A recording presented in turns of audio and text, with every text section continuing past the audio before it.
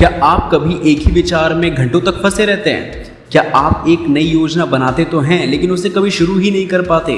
क्या आप अपने लक्ष्यों के बारे में यानी अपने गोल्स के बारे में बहुत सोचते हैं लेकिन फिर भी अपनी जगह पर ही रहते हैं? अगर इन सभी सवालों का जवाब हाँ है तो थिंक लेस यानी कम सोचो पर डू मोर, सिर्फ करो ज़्यादा। सिर्फ ये किताब नहीं बल्कि ये आपके लिए एक वेकअप कॉल यानी कि एक जागरूकता के लिए एक लास्ट कॉल भी हो सकता है। ये आपको सिखाती है कि हमारी सबसे बड़ी रुकावट हमारे विचार ही हैं। और अगर मैं ये बात कहूँ तो आपको लग सकता है कि ये सब फालतू की बातें हैं, लेकिन विराट कोहली या बहुत बड़े बड़े सेलिब्रिटी जो कि अपने जीवन में एक अर्श पे हैं, ज़रा उनके भी बातों को सुनिए। वो खुद कहते हैं कि दिमाग को जितना चलाना चाहिए उतना ज़्यादा आप अपने काम को चला लें तो शायद आपको उतना सोचना ही ना पड़े।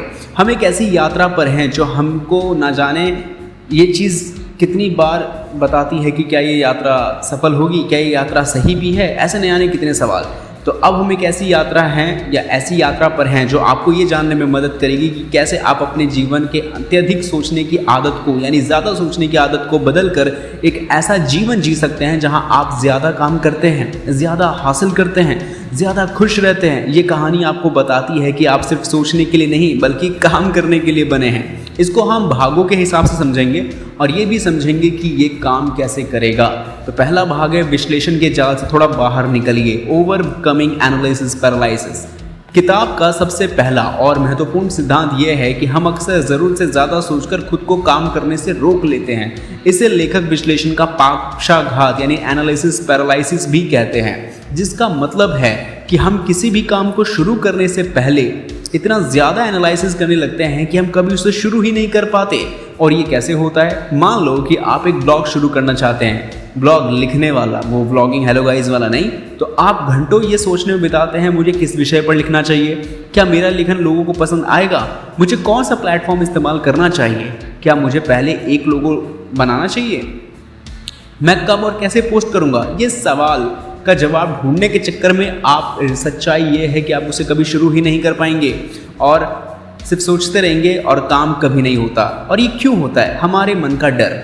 ये डर के कारण ही होता है। हम असफलता से बहुत डरते हैं, दूसरों के निर्णय से डरते हैं और गलती करने से तो बहुत डरते हैं। हमारा मन हमें ये विश्वास दिलाता है कि जब तक हमारे पास पूरी योजना नहीं होगी तब तक काम शुरू करना सेफ नहीं है। लेकिन सच्चाई ये है कि कोई भी योजना कभी पूरी नहीं होती। इसका समाधान क्या है? Again think less do more, सोचो कम करो ज़्यादा। यही किताब हमें यही सिखाती है कि काम को पूरी तरीके से समझने के बजाय उसे तुरंत शुरू करना ज़्यादा ज़रूरी है। अगर पूरी जानकारी होने का इंतज़ार करोगे तो इंतज़ार ही करते रह जाओगे। तो आपको इंतज़ार नहीं करना चाहिए, आपको बस एक कदम उठाना चाहिए। लेखक इसे कहते हैं अपूर्ण कार्रवाई यानी इम्परफेक्ट एक्शन। पूर्ण निष्क्रियता यानी परफेक्ट इनएक्शन से हमेशा बेहतर होती है। दूसरा भाग है अधूरापन की कला, द आर्ट ऑफ इम्परफेक्शन। अक्सर हम हर काम के लिए इसीलिए ज़्यादा सोचते हैं क्योंकि हम उसको वैसे भी शुरू इसलिए नहीं कर पाते क्योंकि हम हर चीज़ को परफेक्ट बनाना चाहते हैं।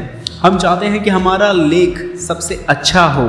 चलो इसको मैं थोड़ा रियलिटी पे ले आता हूँ ताकि आप लोगों को भी मज़ा आए।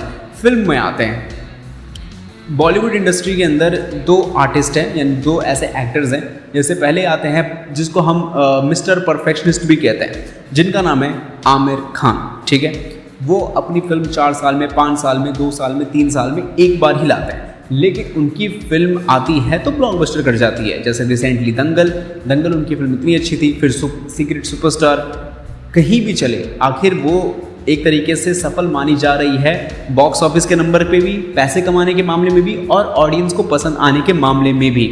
लेकिन रिसेंटली यानी अभी हाल ही में बात करें तो ऐसा नहीं हुआ। उनके इतने सालों की मेहनत के बाद उनकी एक फिल्म बहुत बुरी तरीके से पिट गई है जिसका नाम आप लोग अच्छे से जानते हैं। वहीं दूसरी ओर हम देखते हैं अक्षय कुमार को। अक्षय कुमार एटलीस्ट साल के 4-5 फिल्म कर लेते हैं। उनके अंदर अगर हम देखा जाए उनकी फिल्मों की जो प्रॉपर फिल्मोग्राफी है उसके अंदर कुछ कैमियोज़ को हम जोड़ भी नहीं रहे, वरना बहुत सारी फिल्मों के अंदर वो कैमियो भी कर लेते हैं। अगर कैमियो भी जोड़ दिया जाए तो मतलब कुछ 10 से 12 फिल्में उनके पूरे साल के अंदर आपको देखने को मिल जाएगी जिसके अंदर उनका छोटा ना छोटा अंश होता ही है। अब लोग कहते हैं कि अक्षय कुमार एक 9 to 5 जॉब कर रहे हैं। एक एंटरटेनमेंट दिखाने के लिए, एंटरटेनमेंट कराने के लिए आर्टिस्ट का डिसिप्लिन से ज़्यादा क्रिएटिव होना ज़्यादा ज़रूरी है। मैं भी मानता हूँ। और क्रिएटिविटी तभी आएगी जब उस चीज़ के बारे में वो ज़्यादा अच्छा सोचेंगे, ऑडियंस की पल्स को समझेंगे। लेकिन रियलिटी तो ये है कि अगर वो इसी के बारे में सोचने पे ध्यान देंगे तो वो एक्शन अलॉट में आ ही नहीं पाएंगे। मैं यहाँ आमिर खान को अक्षय से कंपेयर नहीं कर रहा, लेकिन एक बात बता रहा हूँ कि अगर आमिर खान, अगर मान लो मिस्टर परफेक्शनिस्ट तो ऐसे ही कहते हैं, लेकिन अगर वो अपनी फिल्म को लाना चाहे तो तब भी उनको अपनी फिल्म लाने में 2 से 3 साल का वक्त लग जाता है।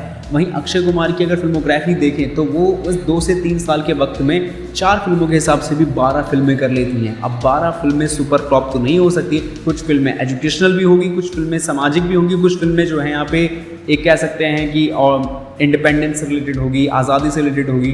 तो ये सारी चीज़ें कहीं ना कहीं ऑडियंस को एक एक्टिव की ओर इशारा करता है कि डिसिप्लिन वाला यहाँ पे जीत रहा है। यानी कि फिल्म की सक्सेस आपके काम पे डिपेंड नहीं करता। हाँ, आप अपना पूरा 100% अदा कर सकते हो, फिर वो ऑडियंस पे डिपेंड करता है कि उसके साथ क्या करना है। इसीलिए परफेक्शन एक जाल है, यह प्रगति को रोकता है। परफेक्शन की खोज आपको एक जगह पर अटका देती है। आप एक छोटे से विवरण पर घंटों बिताते हैं जबकि आपका पूरा प्रोजेक्ट रुका हुआ रहता है। यह डर से भी जुड़ा होता है। परफेक्शन की चाहत अक्सर असफलता के डर से ही आती है। हमें लगता है कि अगर हम हर चीज़ को सही कर लेंगे तो हम आलोचना से बच जाएंगे, लेकिन सच्चाई यह है कि कोई भी काम कभी भी पूरी तरीके से परफेक्ट नहीं हो सकता। आप कभी सीखते नहीं हैं, आप तभी सीखते हैं जब आप काम करते हैं। आपकी पहली कोशिश कभी भी आपकी सबसे अच्छी कोशिश नहीं होगी। हर गलती आपको कुछ सिखाती है। जब आप काम शुरू करते हैं तभी आपको पता चलता है कि क्या काम कर रहा है और क्या नहीं। अधूरापन को कैसे अपनाएं? लेखक हमें अधूरापन की कला अपनाने की सलाह देते हैं। इसका मतलब ये नहीं है कि आपको घटिया काम करना चाहिए, इसका मतलब ये है कि आपको काम शुरू करने को प्राइमरी यानी प्राथमिकता यानी कि एक प्राइमरी स्टेज पर रखना चाहिए, ना कि उसे परफेक्ट बनाने को। पहला मसौदा, फर्स्ट ड्राफ्ट, सबसे खराब होने दें। अपनी पहली कोशिश को सिर्फ एक मसौदा माने, इसे बस पूरा करें बिना किसी आलोचना के। आप बाद में हमेशा इसे सुधार कर सकते हैं। हो गया, सही से बेहतर है। काम को 100% परफेक्ट बनाने की कोशिश करने के बजाय उसे 80% तक पूरा करें और आगे बढ़ें। काम को पूरा करना उसे परफेक्ट बनाने की अंतहीन कोशिश करने से कहीं ज़्यादा वैल्यूएबल है। प्रतिक्रिया का स्वागत करें, यानी कि जब आप अपना अधूरा काम दुनिया के सामने लाते हैं तो वो आपके काम को फीडबैक करते हैं। यह प्रतिक्रिया आपको अपने काम को बेहतर बनाने में मदद करती है, जो कि बंद कमरे में अकेले परफेक्शन की खोज करने से कहीं ज़्यादा प्रभावी है। तीसरा भाग, छोटे कदमों का जादू, the magic of small steps. कम सोते ज़्यादा करें। ये बात आपने अभी तक किताब में सुनी ली है, कई बार सुन ली है कि थिंक लेस डू मोर। ये सबसे बड़ा एक महत्वपूर्ण सिद्धांत ये है कि एक बड़े लक्ष्य अक्सर हमें डरा देते हैं और हमें काम शुरू करने से रोकते हैं। लेखक हमें सिखाते हैं कि बड़े लक्ष्यों को छोटे छोटे कार्यवाही योग्य एक्शनेबल कदमों से तोड़ना ज़रूरी है, क्योंकि ये छोटे कदमों का जादू कहलाता है। ये क्यों काम करता है? काम डरावना लगता है, यानी कि जब आप एक विशाल लक्ष्य जैसे एक किताब लिखना को एक छोटे हिस्सों में तोड़ते हैं, जैसे आज 250 शब्द लिखना है, तो ये काम बहुत आसान है और कम डरावना लगता है आपके किसको? दिमाग को। आपका मन इसे बहुत बड़ी चुनौती समझता ही नहीं है, बल्कि एक छोटी सी एक्टिविटी के रूप में देखता है और वो कर देता है। इसको माइंड ट्रिक कहते हैं। दूसरा है प्रेरणा मिलती है। जब आप एक छोटा कदम पूरा करते हैं तो आपको तुरंत उपलब्धि का एहसास होता है। ये एहसास आपके दिमाग में डोपामिन यानी कि खुशी नामक रसायन को रिलीज कर देता है। खुशी मैंने अपने मन से बोला है, इसको सीरियसली मत लेना, जो आपको अगले कदम के लिए भी उत्साहित यानी प्रेरित करता है। इस तरह आप एक सकारात्मक चक्र यानी पॉजिटिव साइकिल में आ जाते हैं।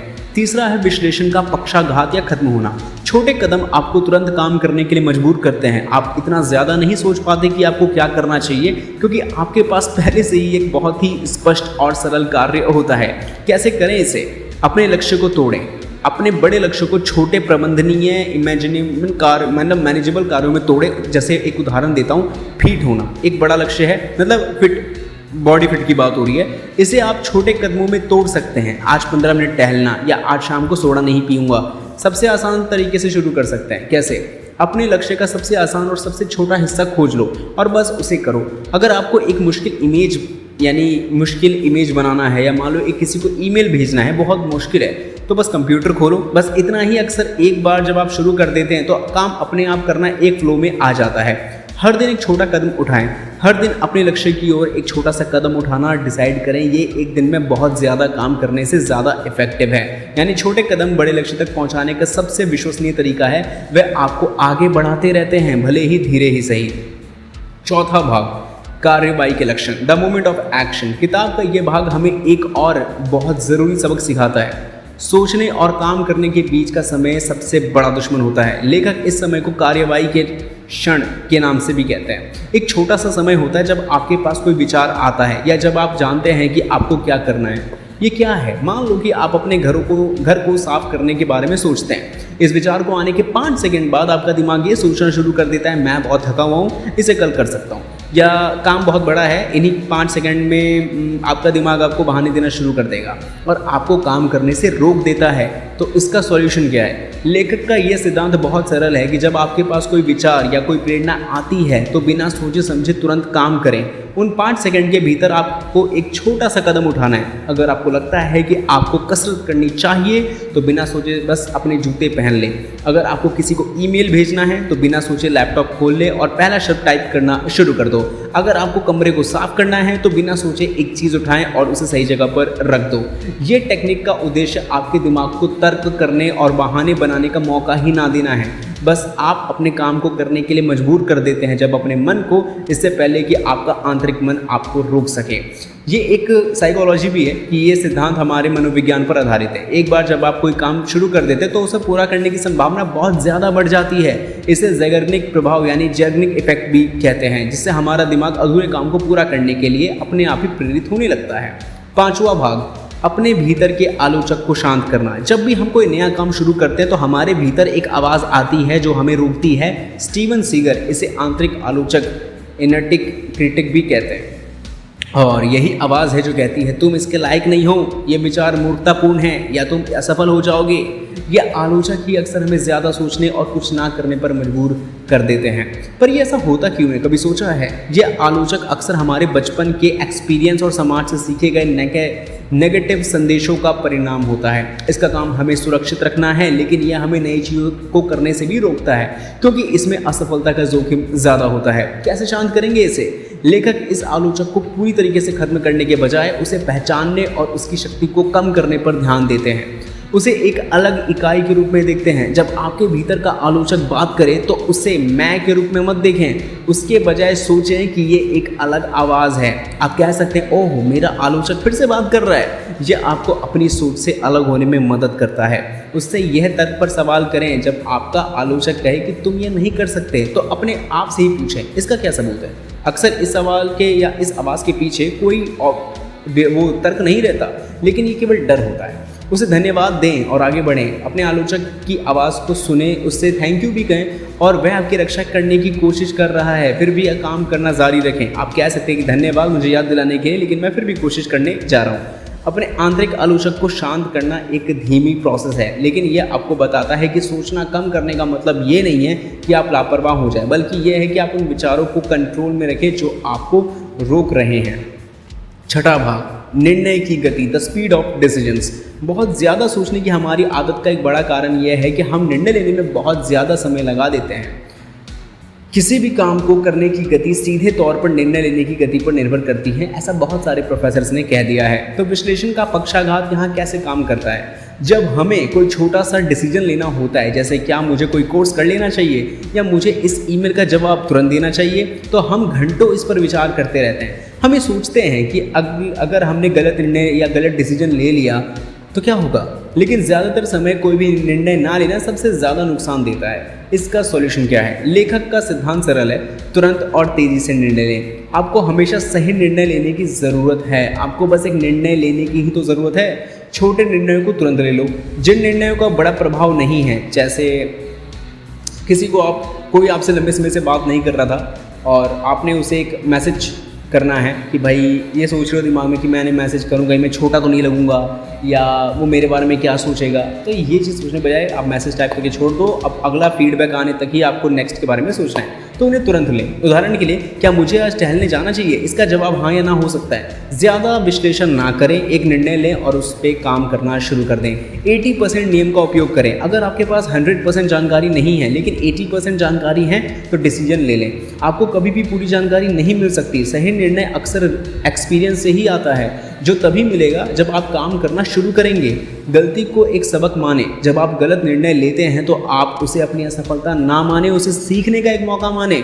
हर गलत निर्णय आपको सिखाता है कि अगली बार क्या करना है। तेज़ी से निर्णय लेने से आप गति में रहते हैं। यह आपको आगे भी बढ़ाता है और आपको सीखने के मौके भी देता है। जब आप रुकते नहीं हैं तो आप ज़्यादा काम करते हैं।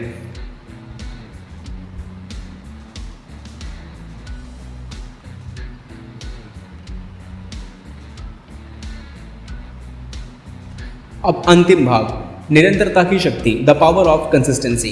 कम सोचे ज़्यादा करे का सबसे गहरा और सबसे अंतिम सिद्धांत ये है कि आप कितना काम करते हैं, और ये इस पर निर्भर करता है कि आप कितना सोचते हैं, बल्कि इस पर निर्भर करता है कि आप कितना निरंतरता से काम करते हैं।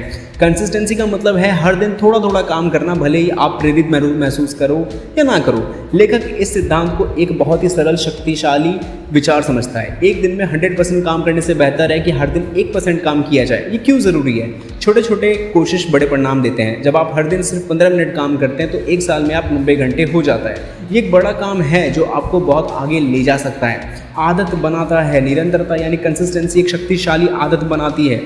जब आप रोज़ एक ही काम करते हैं तो आपका दिमाग इसे आदत मान लेता है। कुछ समय बाद आपको काम करने के लिए ज़्यादा सोचना या खुद को प्रेरित करना नहीं पड़ता, ये बस आप अपने आप होने लगता है। असफलता को कम करता है। जब आप बहुत ज़्यादा सोचते हैं और प्रेरणा का इंतज़ार करते हैं तो आप एक बार में बहुत ज़्यादा काम करने की कोशिश करते हैं, और जब आप एक बार में बहुत ज़्यादा काम करने की कोशिश करते हैं और जब आप असफल होते हैं तो आप हार मान लेते हैं। निरंतरता आपको रोज़ थोड़ा काम करने की अनुमति देती है, जिससे असफलता का डर कम हो जाता है। कैसे करें इसे? अपने काम को ट्रैक करें। हर दिन आप जो छोटा सा कदम उठाते हैं उसे लिखें या ट्रैक करें। इससे आपको अपनी प्रगति दिखाई देगी और आपको प्रेरित होने में मदद मिलेगी। बस 5 मिनट काम करें, यानी कि आप अगर बहुत थके हुए हैं या कम काम करने का मन नहीं कर रहा तो खुद से कहें मैं बस 5 मिनट के लिए करूँगा। अक्सर एक बार जब आप शुरू कर देते हैं तो आप ज़्यादा देर तक काम करते हैं, यह अक्सर पाया गया है। सफलता का जश्न मनाएं, अपने छोटे छोटे कदमों का जश्न मनाएं। हर बार जब आप लगातार काम करते हैं तो खुद को एक छोटा सा इनाम दें। अब अंतिम बात कि इस किताब का सार ये है कि हमारा मन हमारा सबसे बड़ा दोस्त भी हो सकता है और सबसे बड़ा दुश्मन भी। जब हम ज़रूरत से ज़्यादा सोचते हैं तो हम खुद को रोक लेते हैं। इस किताब के सिद्धांत हमें सिखाते हैं कि कैसे अपने मन की लगाम को ढीला करके हम ज़्यादा काम कर सकते हैं और ज़्यादा सफल भी हो सकते हैं। इसका अंतिम संदेश बहुत स्पष्ट है, ये जानने के बारे में कम सोचें कि क्या करना है, बस काम करना शुरू कर दें। उम्मीद करते हैं कि आपको ये बुक समरी पसंद आई होगी। कॉमेंट करके ज़रूर बताएं।